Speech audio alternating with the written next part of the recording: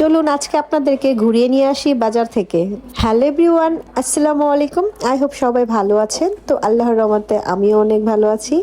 2 দিন পর যেহেতু পহেলা বৈশাখ, আর এর আগে আর সুযোগ হয়ে উঠবে না বাজার করার, তাই আজকে ঘুম থেকে উঠিয়ে চলে গেলাম বাজারে। আর বাজার করতে আমার বরাবরই খুবই ভাল লাগে, বিশেষ করে সবজি কিনতে। বাজারে ঢুকতেই প্রথমে নজরে আসলো সিজনাল কিছু ফ্রুটস, আর ফ্রুটস তো অবশ্যই কিনবো।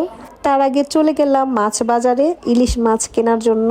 পুরো বাজার ঘুরে দেখলাম মাত্র একজনের কাছে ইলিশ মাছ আছে, আর দাম একদম অনেক বেশি।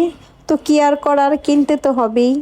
মাছ কিনে আর ফ্রুটস কিনে চলে এলাম বাসায়। কিছু মাছ হচ্ছে ফ্রিজে রেখে দিলাম পহেলা বৈশাখের জন্য, আর আজকে একটা মাছ নিলাম রান্না করার জন্য। বেগুন দিয়ে ইলিশ মাছ আমার বরাবরই খুব পছন্দের। আমার বোনকে বললাম যে বেগুন দিয়ে ইলিশ মাছ রান্না করো, আর আমি ফ্রুটস গুলো হচ্ছে গুছিয়ে রাখছিলাম। আজ এই পর্যন্তই। সবাই ভালো থাকবেন, সুস্থ থাকবেন। দেখা হবে নেক্সট কোনো ভিডিওতে। আল্লাহ হাফেজ।